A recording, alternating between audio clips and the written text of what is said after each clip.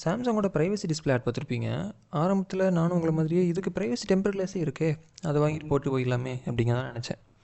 அங்கே தான் ஒரு டெஸ்ட் இருக்குது. சாம்சங் இந்த ஃபீச்சரை ஹார்ட்வேர் அண்ட் சாஃப்ட்வேரை வச்சு அச்சீவ் பண்ணியிருக்காங்க. இதில் ஒரு அடிஷ்னல் ஃபீச்சரும் இருக்குது. அது என்னென்னு நம்ம பார்க்கலாம். இதை பற்றின ஒரு குட்டி கதை தான் இந்த வீடியோ. ஒரு எக்ஸாம்பிளை வச்சு ஸ்டார்ட் பண்ணுவோம். நார்மலாக ஒரு டார்ச் லைட் ஆன் பண்ணுறீங்க அப்படின்னா லைட் டிஸ்பர்ஸ் ஆகும், கரெக்டாக? பட் அதுவே அதுக்கு முன்னாடி ஒரு கார்ட்போர்ட் சீட் சென்டரில் ஒரு சர்க்குலர் ஹோல் இருக்கிற மாதிரி நீங்கள் கன்சிடர் பண்ணிக்கோங்க. இப்போ அந்த லைட்டு பார்த்திங்கன்னா அந்த கார்ட்போர்ட் ஷீட்டை தாண்டி வரும்போது ஒரு பீமாக வரும், டிஸ்பர்ஸ் ஆகாது, ஸ்ட்ரைட்டாக வந்து நமக்கு ட்ராவல்ஸ் ஆகும். ஸோ இதே கான்செப்டை டார்ச் லைட்டுக்கு பொதுவாக எல்இடி பிக்சலையும், டிஸ்பிளேல இருக்க எல்இடி பிக்சலை சொல்கிறேன். ஸோ அந்த எல்இடி பிக்சலையும் அந்த கார்ட்போர்ட் ஷீட்டுக்கு பொதுவாக ஒரு தின்னான லைட் பிளாக்கிங் மெம்பரேனையும் நீங்கள் வந்து கன்சிடர் பண்ணிக்கோங்களேன். இதை வச்சு சேம் அந்த லைட் டிஸ்பர்ஸ் ஆகிறத கண்ட்ரோல் பண்ணி ஸ்ட்ரெயிட்டாக மட்டும் லைட் வந்து ட்ராவல் ஆகிற மாதிரி தான் வந்து இந்த டிஸ்பிளேவை வந்து இவங்க வந்து க்ரியேட் பண்ணியிருக்காங்க. இப்போவும் ப்ரைவசி கார்டுக்கும் இதுக்கும் பெரிய வித்தியாசம் இல்லை. ரெண்டுலேயும் பார்த்திங்கன்னா சைடில் இருந்து பார்த்தா வந்து நமக்கு வந்து கண்டென்ட் வந்து டிஸ்பிளே ஆகாது.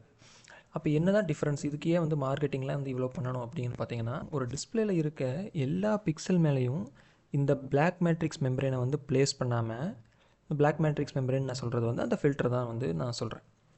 இருக்கிற மொத்த பிக்சல்லையும் வந்து இதை ப்ளேஸ் பண்ணாமல் ஒரு சில பிக்சல்ஸ் மேலே மட்டும் இதை ப்ளேஸ் பண்ணியிருக்காங்க. அதுவும் வந்து கான்சன்ட்ரேட்டடாக ஒரே இடத்துல ப்ளேஸ் பண்ணாமல் த்ரூ த டிஸ்பிளே வந்து ஈவனாக டிஸ்ட்ரிபியூட் பண்ணியிருக்காங்க.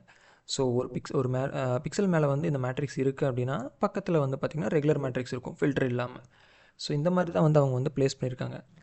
பட் இதுவே ப்ரைவசி ஃபீச்சர் ஆன் பண்ணிட்டீங்கன்னா எந்த பிக்சல்ஸ்க்கு ஃபில்டர்ஸ் இருக்கோ அது மட்டும் தான் ஆன் ஆகும். ஸோ சைடில் இருந்து பார்த்தா டிஸ்பிளேல எதுவும் தெரியாது.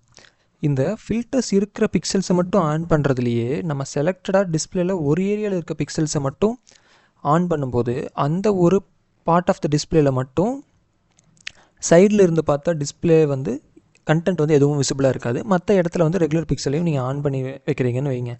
ஸோ சைடில் இருந்து பார்த்தீங்கன்னா எந்த இடத்துல வந்து ஒரு குறிப்பிட்ட ஏரியாவில் ரெகுலர் பிக்சல் ஆஃப் பண்ணிவிட்டு ஃபில்டர்டு பிக்சலை மட்டும் ஆன் பண்ணுறீங்களோ அங்கே மட்டும் உங்களுக்கு வந்து ப்ரைவசி கிடைக்கும். சைடில் இருந்து பார்த்தா அந்த இடத்துல மட்டும் கண்டென்ட் விசிபிளாக இருக்காது. இதுதான் வந்து சாம்சங் ப்ரைவசி நோட்டிஃபிகேஷன் அப்படின்னு டிஸ்பிளே பண்ணுறாங்க. நோட்டிஃபிகேஷனை மட்டும் சைடில் இருந்து பார்த்தா ஹைட் பண்ணுறதுக்கு. இப்போ கான்செப்ட் என்னவோ நல்லா தான் இருக்குது. பட் இங்கே பிரச்சனையே ஃபில்டர்ஸ் இருக்கிற பிக்சல்ஸ் வந்து எவ்வளோ இருக்குது அப்படிங்கிறது தான். நார்மலாக டிஸ்பிளேல இருக்க எல்லா பிக்சல்ஸும் ஆன் ஆகும் போது வந்து உங்களுக்கு வந்து ஒரு கண்டென்ட்டை ரீஜென்ரேட் பண்ணுறதுக்கு நம்பர் ஆஃப் பிக்சல்ஸ் வந்து அதிகமாக இருக்கிறதுனால கிளாரிட்டி நல்லாயிருக்கும். பட் இதுவே நீங்கள் வந்து ப்ரைவசி ஃபீச்சர் ஆன் பண்ணுறீங்க அப்படிங்கிற பட்சத்தில் ஃபில்டர் இருக்கக்கூடிய பிக்சல்ஸ் மட்டும் தான் அந்த இடத்துல ஆன் ஆகுது. ஸோ நம்பர் ஆஃப் பிக்சல்ஸ் கம்மியாகுது. பட் அதே கண்டென்ட் ரீப்ரொடியூஸ் பண்ணணும் அப்படிங்கிற போது கிளாரிட்டி கண்டிப்பாக கம்மியாகும். இது எந்த அளவுக்கு விசிபிளாக இருக்குது ரியல் லைஃப்பில் அப்படிங்கிறது வந்து உங்கள்கிட்டயே விட்டுறேன். அவ்வளோதான். இன்னொரு இன்ட்ரெஸ்டிங்கான கதையோடு சந்திப்போம். பாய்.